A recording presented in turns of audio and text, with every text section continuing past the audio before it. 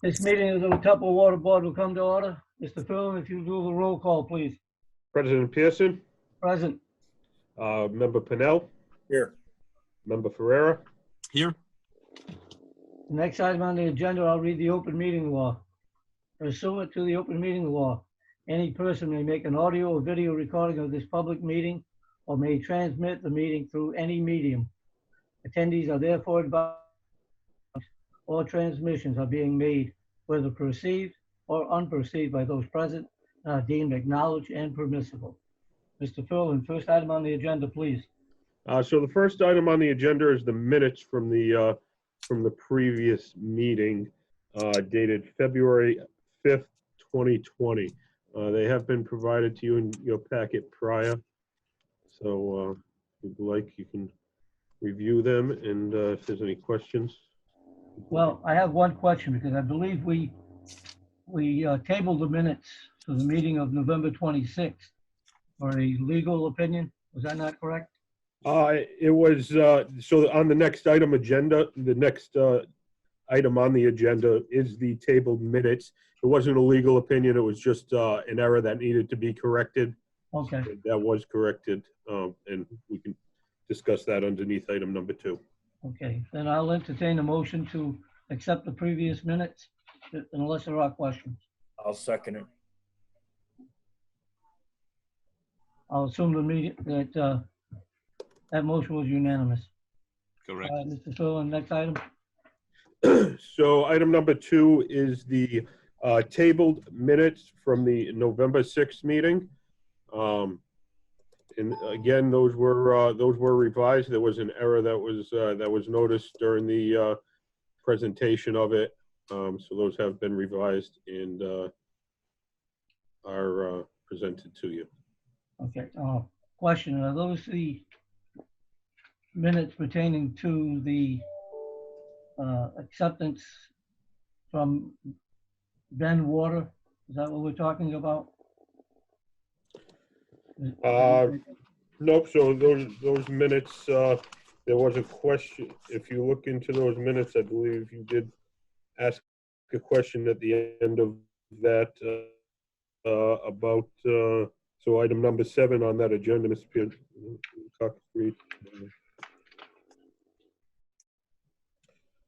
Oh, so there's nothing within that agenda about the Ben that I can see.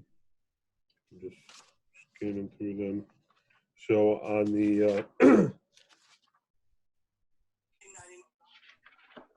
yeah, so that was something that was brought up by you, Mr. Pearson, to have the Ben agreement or the cancellation that was proposed by Ben to be submitted to the board. I'm still waiting for a legal opinion from the law department on their taking of that cancellation notice and whether. Okay, because I believe my question was whether or not we should make a motion to cancel our end of the agreement. But the fact was that you said that we'd wait for a legal opinion and find out if that is even needed to be done. Correct me if I'm wrong. Is that right, Mr. Furlan? What was that? I believe it was my opinion that we probably should have a motion to cancel our agreement with Ben Water also. Yes, correct. And again, I'm waiting for the Corporations Council on their determination on how to move forward with that, Right. on whether Ben owes us payment for the last year or whether they do not owe us payment. That's right. That was a sticking point, yes. Yeah, and I haven't gotten anything from the law department, so I'll follow up with them. And then once I get a determination, I do plan to bring it to the board. I just want to make sure that we vote on the correct thing. Okay, so long as Katie puts that in the minutes, I'm fine with that. Okay. So we can move on to the next item. We didn't approve. We didn't approve that item yet. Right. So I think on item number 2, first you would probably need to have a motion to lift the minutes from the table of November 26, 2019. Motion made. Second. All those in favor? Aye. Motion's unanimous. Okay. So actually, and I do apologize for this. This is a procedural matter, which slipped my mind from the beginning here. But since we are doing this by video vote, there is a roll call that's required. Right. I do apologize. I should have done that on item number 1. If we could potentially go back and start over with, do a roll call on item number 1, which was the approval of the previous minutes from February 5th, 2020. All right, Mr. Ferland, you call the roll for that? Yep, President Pearson, Yes. Member Pennell, Yes. Member Ferrer. Yes. Okay. And I do apologize. So now we're on item number 2. There was a motion and a second. If you need roll call, Yep, President Pearson, yes. President, Member Pennell, Yes. and Member Ferrer. Yes. Thank you, gentlemen. Next I item, Mr. Ferland. apologize for that. But doing this by video, all votes do require a roll call, I believe, by Right. guidance that was submitted by the Secretary of the State. So the item number 3 on the agenda is the FY21 budget and rates. If you'd like, I do have a description presentation of the budget and rates for the FY21 budget. Current rate is what, $3.40 per 100 cubic feet? Yes. So our current rate is $3.24 per cubic foot. That's our current rate this fiscal year. Okay. Excuse me, per CCF, which is 100 cubic feet. Okay, in the paperwork you sent me, it says $3.40. Which paperwork's that? The package that you just sent me. So that's the proposed ordinance for FY21 would change the rate to $3.40 per CCF. But as it currently stands, it's at $3.24, correct? Currently stands at $3.24, correct?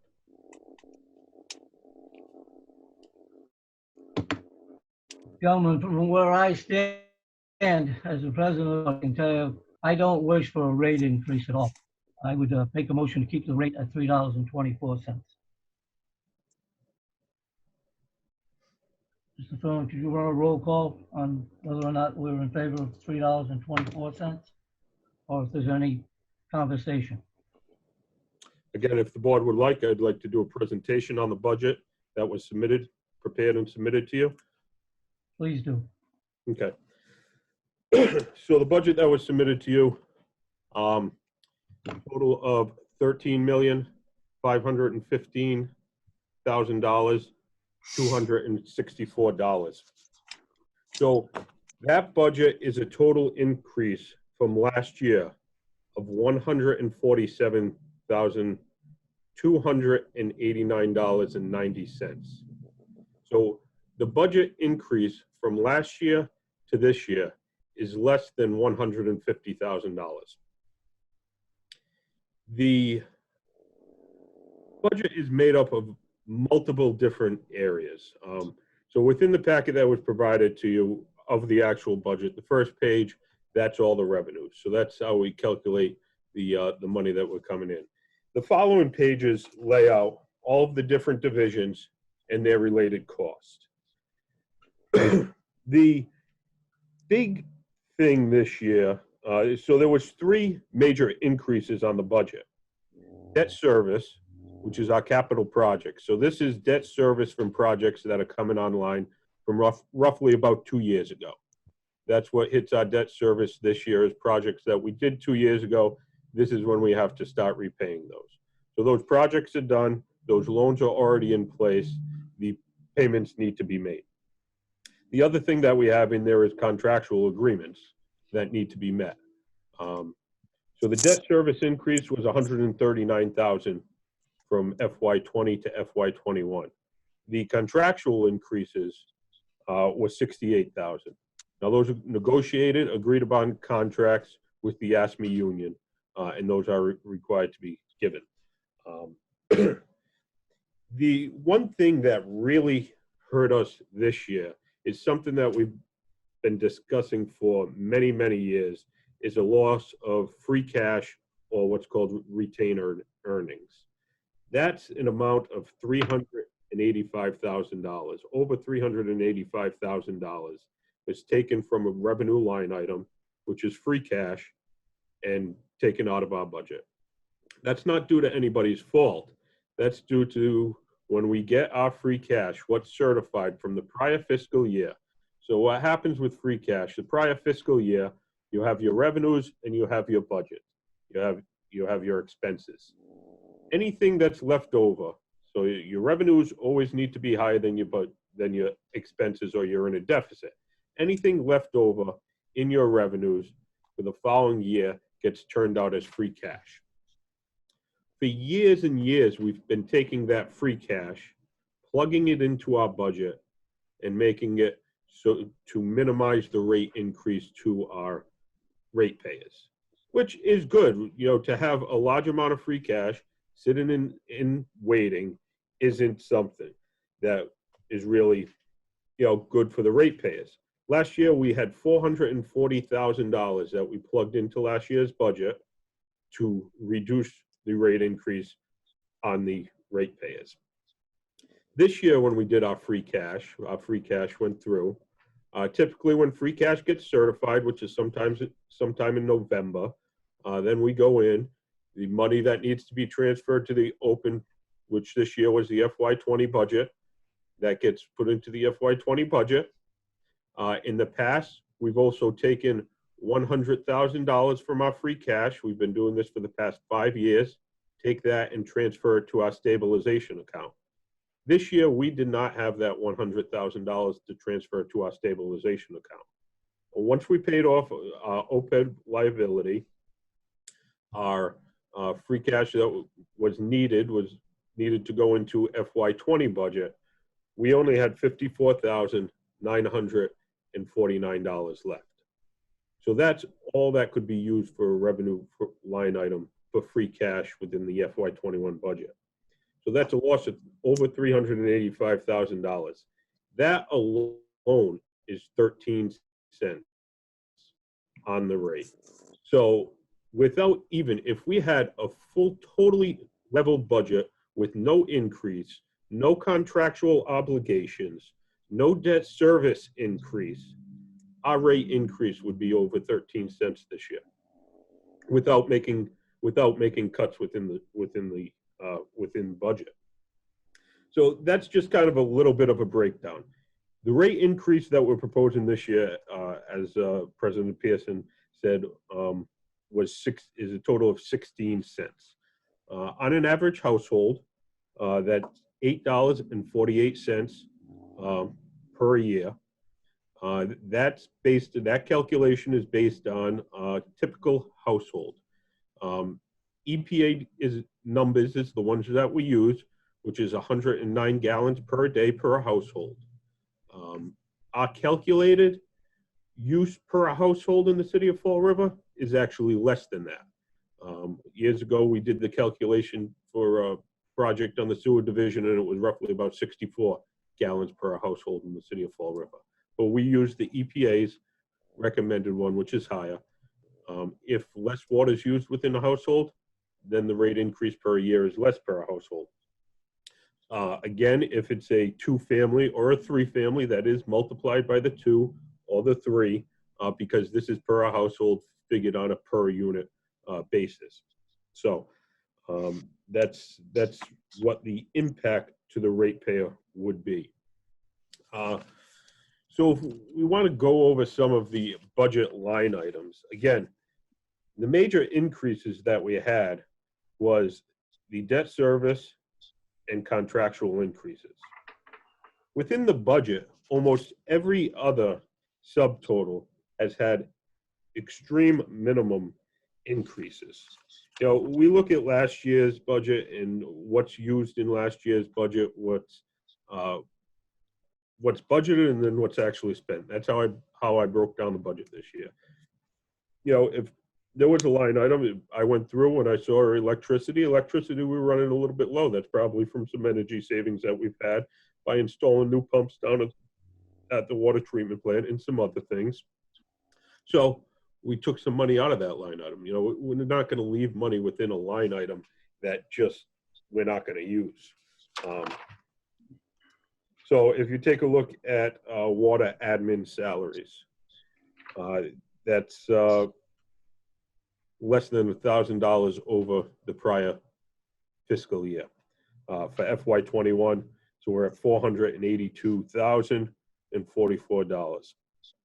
Within that line item, you break it down so it's all the salaries and wages for our current staff that's here. The longevity that's paid.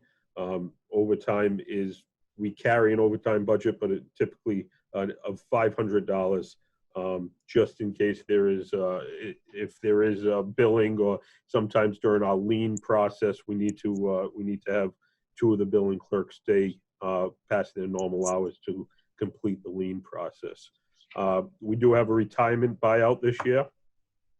That is expected for one of our personnel within that department to be retiring. So we did need to carry a retirement buyout within that line item. All the other items within there are contractually obligated for us to have for the employee. Water admin expenses. Again, about $1,000 total for all expenses in the admin, about $1,000 increase from last fiscal year to the FY21 budget. There has been some changes per the lines, in the particular lines, ups and downs, but our overall is a $1,000 increase in that one line item. Water administration capital. So there is about $100,000 reduction within that line item. Every year we go and we have to purchase equipment. Last year in FY20, one of the large purchases that we made was a new 410 backhoe. We're replacing one from 1997, I believe. Old 710 was, well over its useful life. We've kept that thing going, but it was time to replace it. That was a large capital purchase last year. This year, we reduced that line item again by almost $100,000. What we have within that capital improvement line item is a new watchman attendance truck down at the plant. So the truck that's down there is a 2012. Has over 140,000 miles on it. That truck is used by the watchman attendant 24 hours a day, 7 days a week, to be responding to emergencies throughout the city. Another item that we do have on there is a treatment plant. One of the flocculation gear heads has gone and needs to be replaced. That's a capital item. That's why it's within this line item. We have maintenance garage transition. We'll be transitioning into the new maintenance garage within this fiscal year, hopefully. So we did carry a line item in there. And then OSHA equipment and training. As of February of last year, the OSHA guidelines now fall upon all municipal employees. So there's been additional equipment and training that need to be provided to the staff so that we meet all of the OSHA guidelines. Water admin indirect costs. So this is where there are costs that the city provides us service, so we pay for those costs. That is pretty flatlined, and that will adjust still depending on how the city's budget comes out. The water distribution salaries, within that line item, there's an increase of about $90,000. That again is primarily contractual. So the one thing within this line item, and this is the one enhancement that has been made to this year's budget, is the implementation of what we're calling the green crew. This would be a crew of 3 staff members, one budgeted from the water department, one budgeted from the sewer division, and one that we'd be requesting that the general fund reimburse the water department for. So it would be 3 employees. They'd be responsible for taking care of a lot of the different BPMs, so best management practices or green infrastructure that's being installed and being required around the city.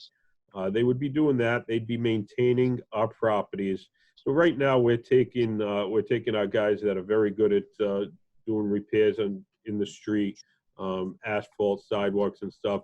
And in the summer, we have to take 2 to 3 guys per week away from those crews and have them go maintain our water tanks. So we're cutting the grass at the water tanks, picking up the leaves in the fall, making sure that those facilities stay looking nice. We've invested a large amount of money over the past 15 years in rehabilitating all of our water storage tanks. We want to make sure that we keep up with that maintenance. They'd be doing that. They'd be available for special projects out on the reservation. Again, they'd be I'm calling them the green crew because they'd almost be a grass cut and a property maintenance crew, which that falls right in the line with special projects within the reservation. They'd also be managing some swales and some green infrastructure that we have either in the parks or in other city areas. So the one enhancement was 1 new employee at an estimated cost of $43,000 for that green crew. And that's why this budget line item did increase a bit more than just the contractual obligations. The next subtotal would be the water maintenance distribution expenses. That line item decreased just over $20,000. Within that, over the past couple of years, and with the purchase of the new 410 backhoe, we expect that some of our maintenance expenses on our equipment is going to decrease, which drastically which comes out of these line items. And again, there are some other things in there. We've decreased some of our supplies because we feel we're better managing our inventory with some of the stuff that we've implemented. So that's why we feel that this line item could be decreased from the prior fiscal year. Water treatment plant salaries. Water treatment plant salaries, an increase of roughly $11,000 from the prior fiscal year. And again, that is primarily all contractual. Water treatment plant expenses. So this is what the water treatment plant pays out in their expenses. So we're talking electricity, chemicals, heating, reservation, equipment and supplies is included within because the reservation staff falls underneath treatment. The lab testing, any maintenance or inspections on our either water storage tanks or chemical tanks, and any intergovernmental, so our water permit that we need to pay every year to the state, that's all included within this this line item. That increased roughly about $13,000, a little over $13,000 from last year to this year. Again, within this line item is the electricity for the plant and all of our facilities. Electricity is an extremely large cost for us. It is a fixed cost. From what was budgeted last year to this year, I felt that we could cut back on that line item a little bit. So we did. Chemicals, again, chemicals, the expectation was that they would raise from last year to this year. So that's what we did. There was some shuffling again in between line items, but the overall was just roughly about a $14,000 increase. Our debt service is the next one, which we already went over, of an increase of $139,000. And then you get down to down towards the bottom of this page, you'll see a line that says retained earnings budgeted. So you can see FY19, we had $488,000. FY20, we had $440,000. This coming fiscal year, FY21, all that we have available to plug in for that line item is $54,949. So that's kind of running through every major org and object within the budget. You know, there really isn't any increases within this budget. Everything is broken down very methodically throughout the budget process. Every line item is looked at. You know, and with the debt service increases, the contractual increases, and the loss of the free cash, there really isn't, you know, anything that can be done. If we actually went with a zero rate increase, so we left the rate at 324, left it right where it is, we would have to make up over $500,000 within the budget, 580 or so within the budget. You know, running through all of the line items within the budget, the only spot that we have to be able to cut that is not either contractually obligated or would definitely impact the safe drinking water would be our staff. We need to pay our loans. We need to pay our electric bill. We need to be able to pay what's required to pay. So we'd be well over $500,000 we'd be having to cut out of this budget. You know, again, to leave the rate at $3.24 where it currently is would be very tough. So if that were to happen, that the rate was requested not to be raised, and we left it at a $3.24 rate, this is what the proposal would be, that I would have, the things that I would have to cut from the budget. The green crew, staff of 3, one provided from the water department, that green crew would not move forward this year. There would be 3 staff from the treatment reservation division that would be cut. There would be 2 staff members from the treatment plant that would have to be laid off. There would be 6 staff members from maintenance that would have to be laid off. And then there would be 2 staff from the billing department that would have to be laid off. Our overall impact, you know, what that does to us, and, you know, I'm a licensed operator. I'm on the plan as a secondary licensed operator. At that point, with a budget like that and with the reduced staff members, I would have to go to DEP and say that I feel that we're definitely unsafely staffed to be able to manage a T4 system and a D4 system. I'd be contacting DEP, EPA about the low staffing numbers and my concerns. I'd be contacting DOR to let them know about the reduction within the funding. With the reduction within the water admin, we'd be looking to potentially have to go to biannually billing rather than the quarterly billing that we currently have.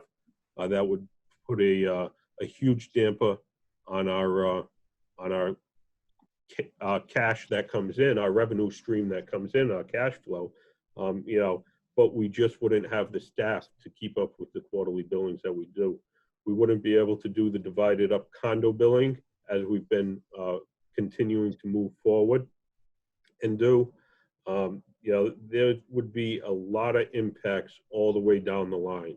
You know, as I said, running through each one of those line items, and the other thing that could be cut within this budget would be the capital items that I mentioned earlier, which would be the OSHA training, maintenance garage transition, treatment plant flocks, motor, and also the watchman and attendance truck.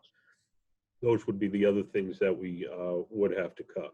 But I don't know if anybody has any questions or comments or would like to, you know, ask away. But if we don't have a rate increase, again, I don't want to see a rate increase any more than any one of the board members do. any more than any of the city councilors do, any more than any ratepayer within this community. But it's a very tough thing. Costs keep on increasing. You know, debt service from projects that went online that were very needed. You know, you look back 25 years ago, and how many people were in front of city council with their dirty water that wasn't usable at the time. You know, now those numbers, I personally, since I've been here, I don't know whether there has been anybody in front of council complaining about their dirty waters. We still do get calls, and we can typically manage those with our staff, but we don't have the outcry like we used to.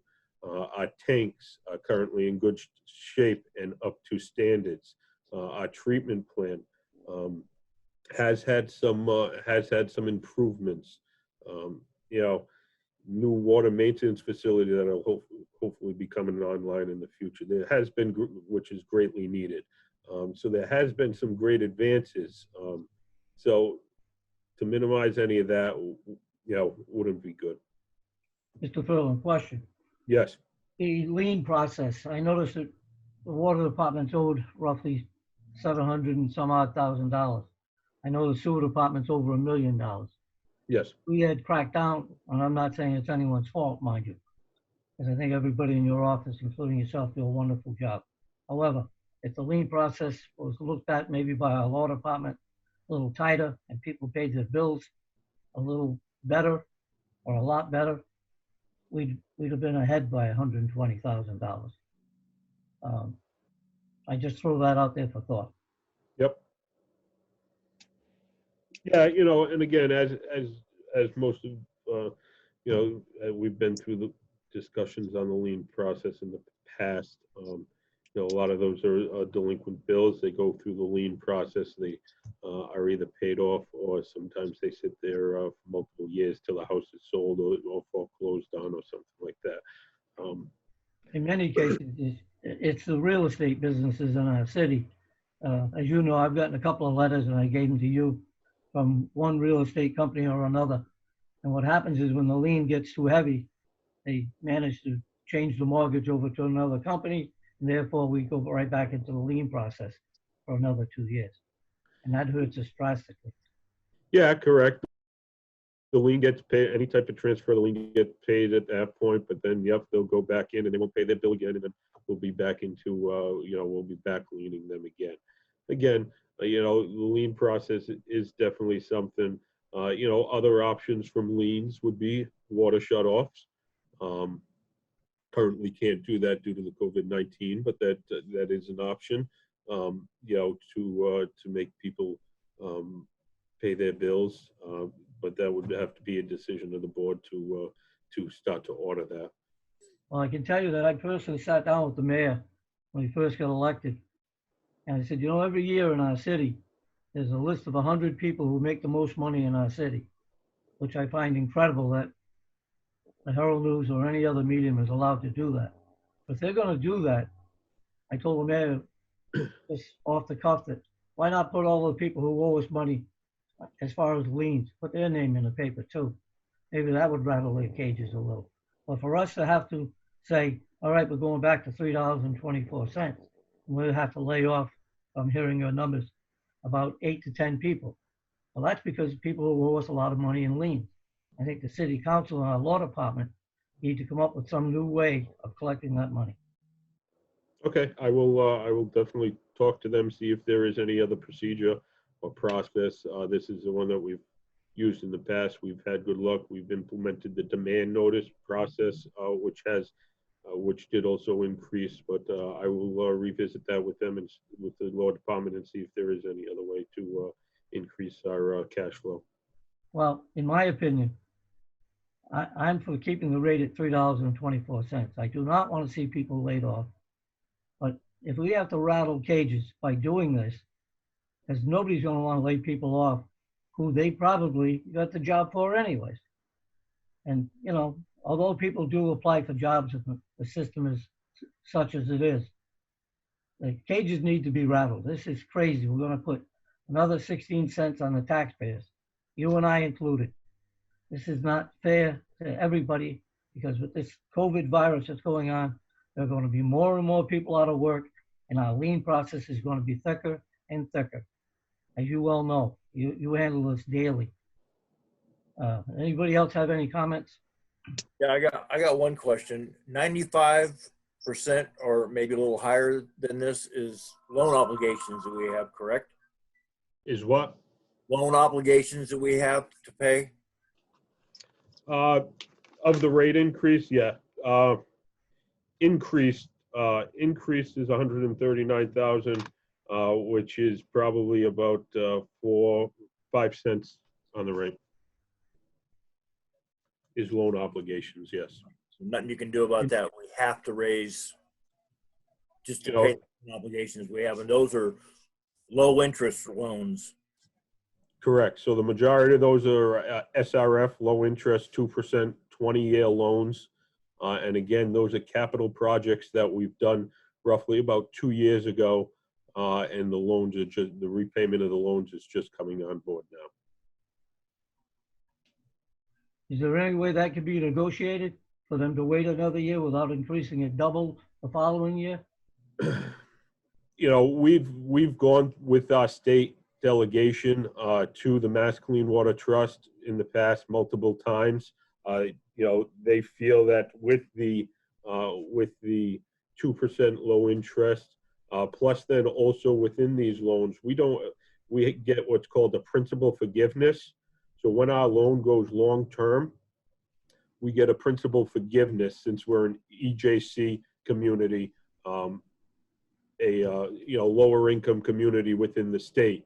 That has ranged from the that started about 2010 or so, and has continued up to present.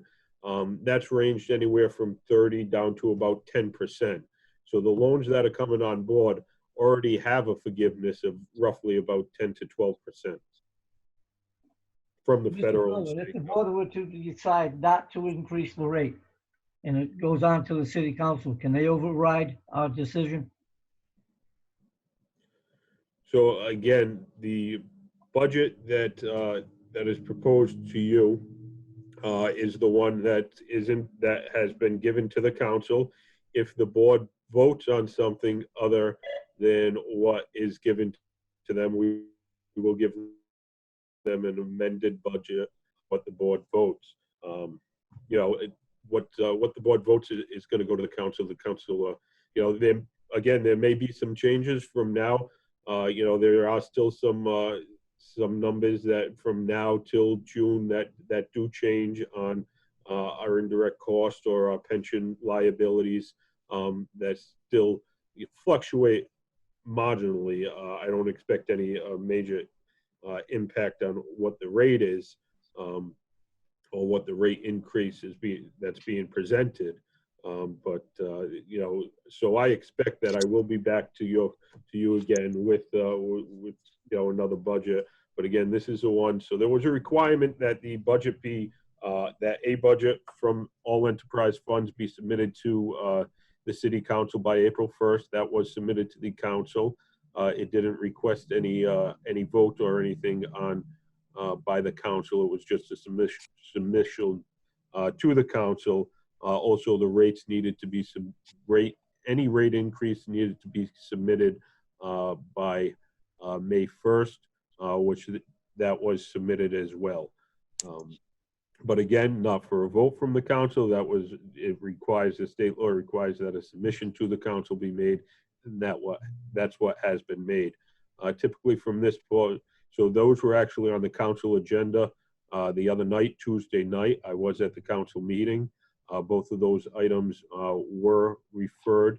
The budgets were referred to finance, and the rates were referred to ordinance, and there was no discussion on either of those matters. Mr. Ferrera, any comment? I do not really. As much as I agree that I don't think any of us want any type of an increase passed along to property owners and taxpayers. It is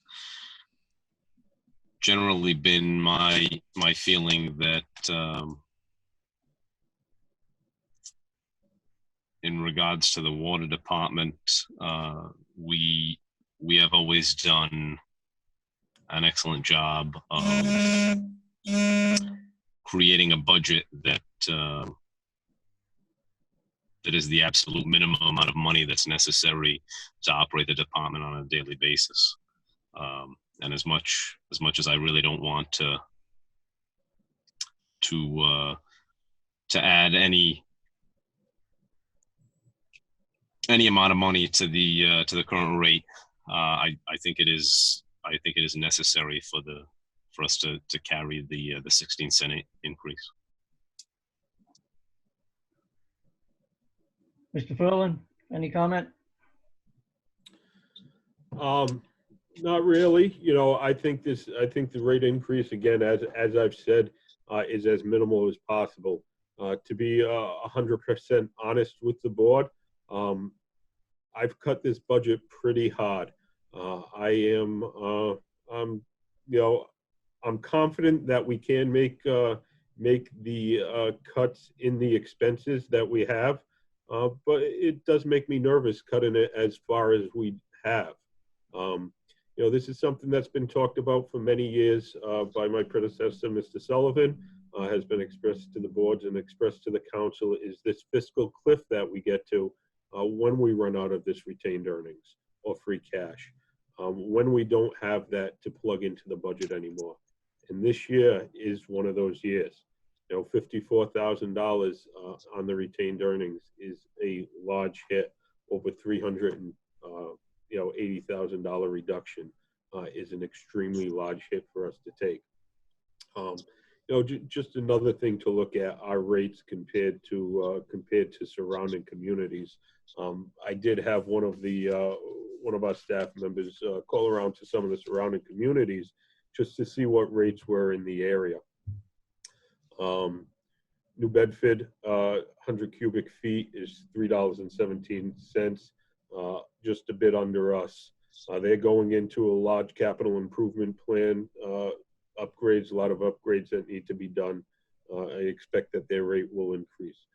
Providence, their rate currently in this fiscal year, $3.40. Yeah. Quincy, $6.67 per 100 CCF. Acushnet, $6 per 100 CCF. Brockton is $4.08 per CCF. Easton, $3.78.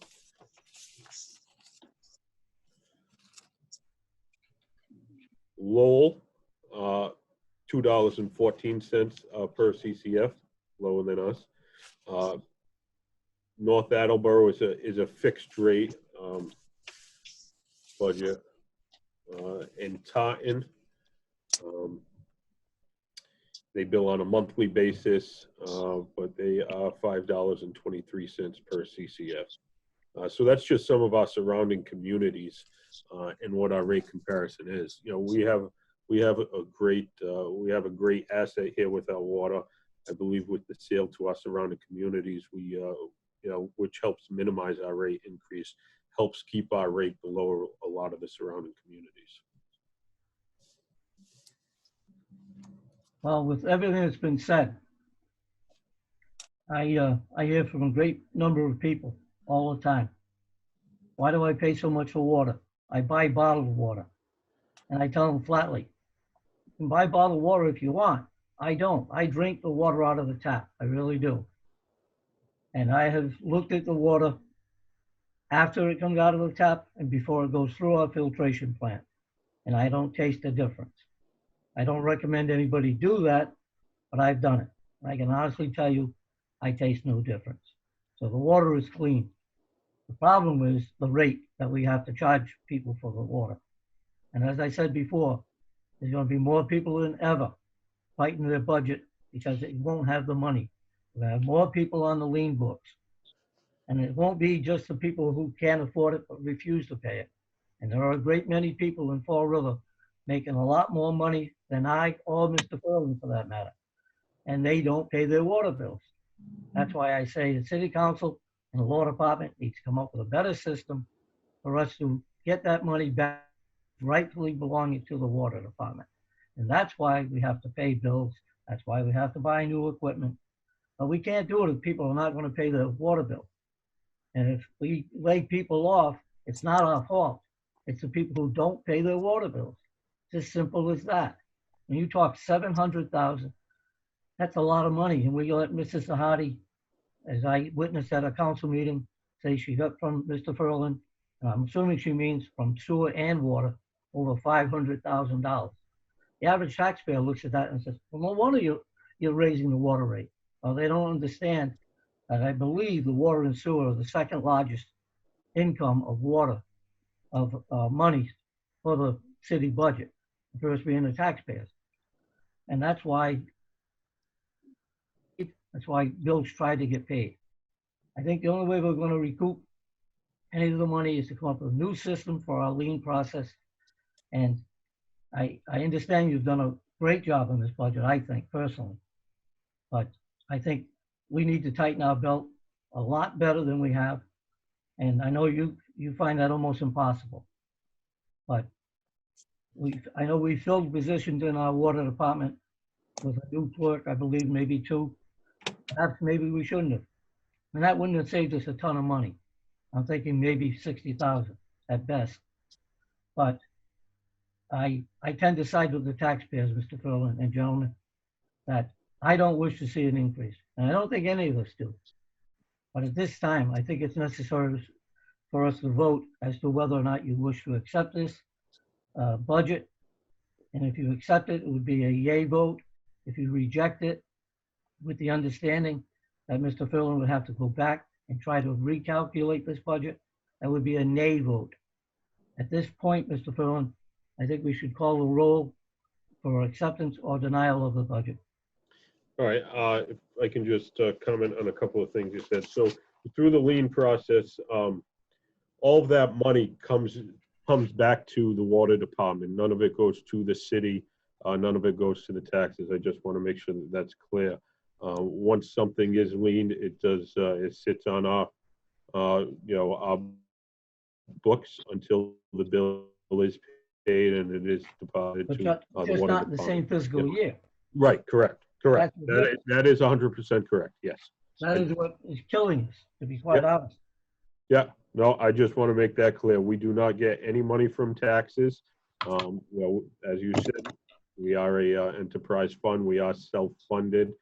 We do pay the city for support services that they do provide us, but we do not pay the city, and the city does not take any of the money directly out of our budget. So, Well, let me ask you a question. Is there any way we could reduce that amount of $3.40? Let's say $3.32, which is a split right in the middle. again, to tell you 100% on this budget, I am extremely uncomfortable. I won't say I'm extremely uncomfortable. I am uncomfortable with how much we cut. Am I confident that we will make this budget work with the increase that has been proposed? Yes. Am I going to be in for a good run this coming fiscal year as the budget has been proposed to you? Yes. Again,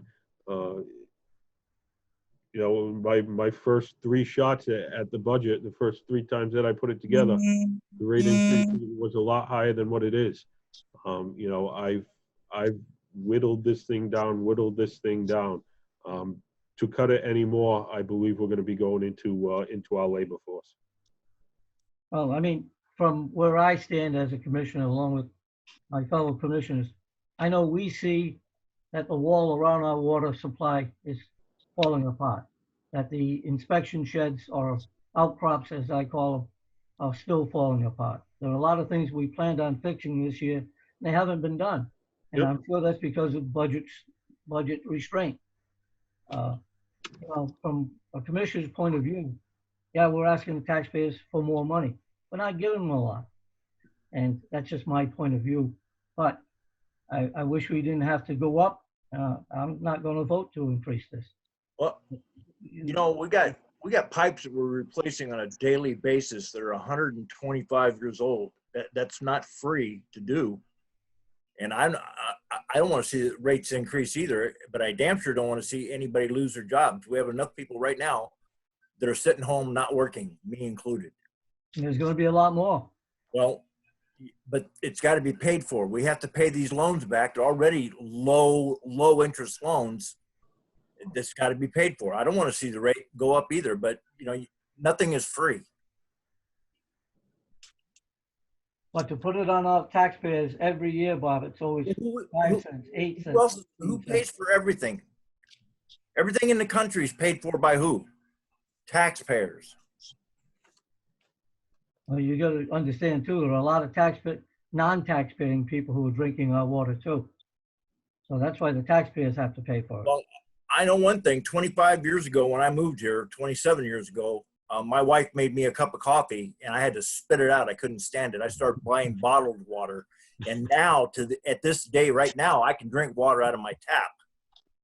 So we have changed things in this town a lot according to our water. We have the second largest water supply in the state, but that costs money to maintain. I would totally agree with you. However, Yeah, but you're saying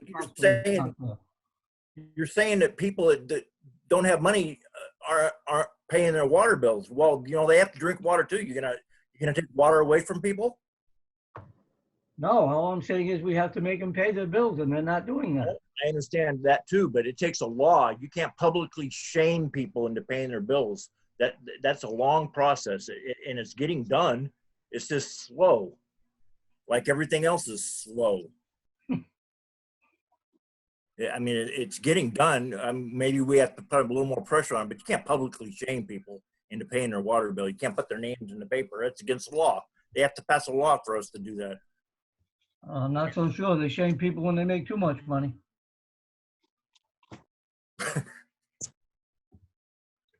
And they don't pass any laws pertaining to that. However, getting back to the matter of the budget. If there are no further comments, we'll entertain a vote to either accept or deny. Mr. Phil, you want to call the roll, please? Yes. President Pearson, No. Chairman Pinell, Yes. excuse me, Member Ferrera. Yes. That is 1 no and 2 yeses, so it does pass. Unfortunately. However, for business, I'll entertain a motion to adjourn. Item number 4, we do have other business. If you could indulge me for another minute, I would like to make a statement related to the COVID-19. Go right ahead. So I just wanted to put a couple of things out there about this COVID-19. First thing foremost, drinking water is safe to drink. COVID-19 there hasn't been anything that shows that the COVID-19 or any related diseases are distributed through the drinking water system. We do treat our water with multiple different chemicals, a couple of different chemicals, one being sodium hypochlorite, which is essentially bleach, and that does keep the water safe throughout the whole entire drinking system till it comes out your tap. So there hasn't been any studies that show that drinking water can spread the COVID-19 disease. I just want to make that very clear. Wastewater systems are very different. That does come out of people's, goes through the pipes, goes down to our treatment plant. Going through the system, there is, it can carry COVID-19 in it, but that's all below ground, covered. There's nothing that, comes up to the surface level that people could come in contact with. Down at our plant, it is treated again with sodium hypochlorite before it's sent out to the bay. At that point, the COVID-19 is determined to be killed. That's from the studies that I've seen. Just another thing that I want to say is about our staff that we have had out there. All the staff that we have out there have really been coming through. Water department staff, sewer department staff are all essential employees. They have been required to work through this whole entire time. Our treatment plant, we just can't turn off the switch and walk away from it. You know, we've had staff there 24 hours a day, 7 days a week, between our treatment operators, our watchman attendants, and our maintenance staff that keep the plant going. They've been coming in every single day. Our water maintenance crews, they have been working. They've been being dispatched from their home to the situations that they need to deal with throughout the system. All of our staff has been working straight through. Reservation staff has been on a rotating basis. With them coming into work, they started that coming in on a rotating basis to get things done. You know, I have tried to protect the staff as much by leaving them home and responding to emergencies, but we're getting to a point in the crisis where we just have things that need to be done. You know, we have a couple of too many plates out on the road for my liking, which could cause issues. We have other situations that we just need to get this work done. So we have split our division up into 2 separate crews. We're rotating them on a daily basis coming in to take care of those issues. You know, I've isolated myself from the plant. So if something does affect the plant or the operators, I'm able to be a backup operator for the plant. We have applied for emergency licenses for some of our additional staff members that could act as treatment operators in the event that our operators are incapacitated for any reason. And I do have 2 retirees on call if there are any issues within our system. So I don't expect, through this so far and in the future, I don't expect any interruption or any issues to any of our customers. So that's one good thing. Just on another note about the FY20 budget and the COVID issue, I have seen a steep decline in our revenues, not from a consumption standpoint. So our consumption last month and this month is identical to the past 2 years. I've pulled the records, and consumption pumped from the plant is identical to the past 2 years. Our billings have been roughly about the same as the past quarters for this time of the year. But I expect through this issue with so many people being out of work that they are not paying their bills. City Hall as well is also closed, and that makes it difficult for a lot of people that want to make a cash payment. I'm actually pretty surprised on the amount of people that still want to come into City Hall and they still pay their water bill. That's handled by the collectors department, so they don't come to our department for that. But it's pretty surprising. We do have other ways to pay the bills. There is a drop box at City Hall at the 3rd Street entrance where you can put a copy of your bill and payment within the envelope, drop it in the drop box. That's checked and processed daily by the collector's office. You can also go onto the city website and you can pay your bill online, either by credit card or by check with a routing number, a bank routing number, and a checking account number. You can also mail your bill in. So if you look on your bill, there is a mail to, and it will get processed that way. And then also there is a phone number that you can call to process a payment as well. So I just want to get out there the 4 different payment options so that customers are aware.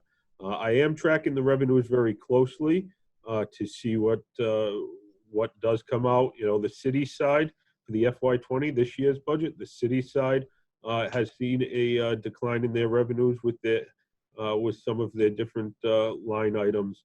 And last month, I did see a decline in the revenues from where our projection was.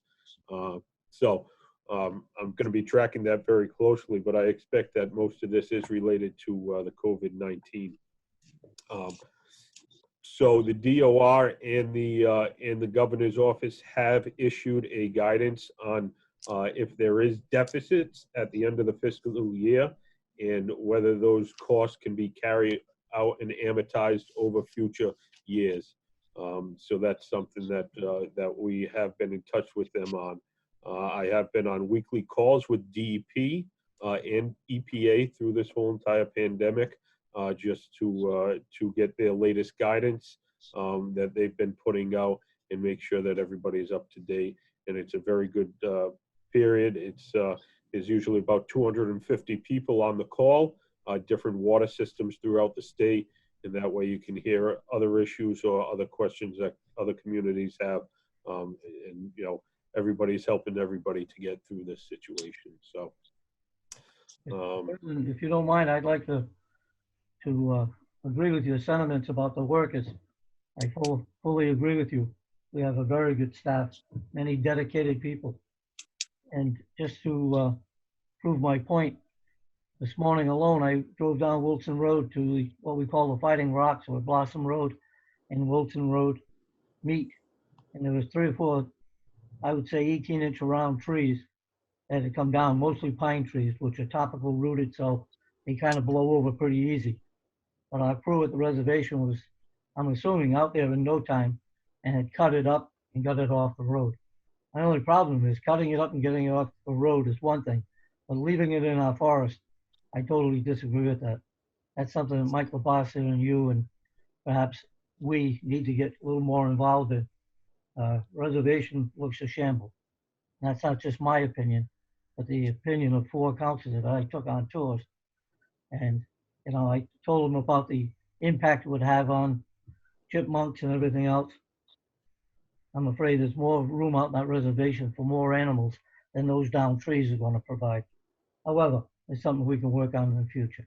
But I do compliment the staff out there for getting the trees removed in a timely fashion. If there are no other comments, I'll entertain a motion to adjourn.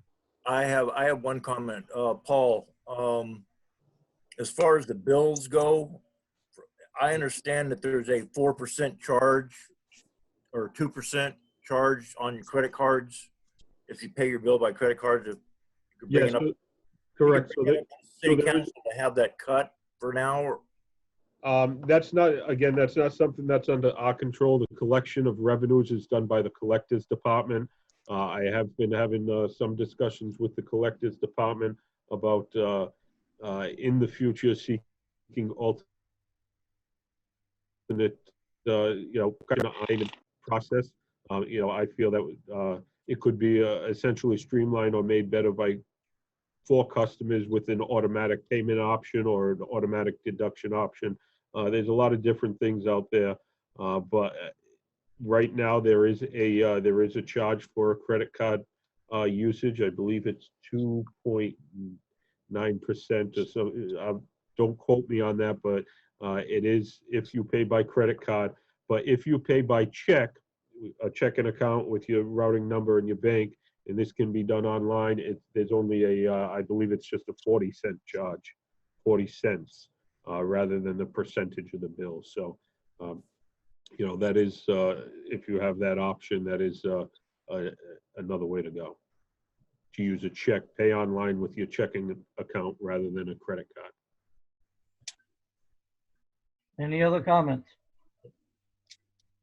Hearing none, is there a motion to adjourn? I'll make the motion. Second. The floor of the Water Board, Watuppa Water Board is adjourned. Thank you, gentlemen. Thank you very much. Thank you. I will be ending the meeting now.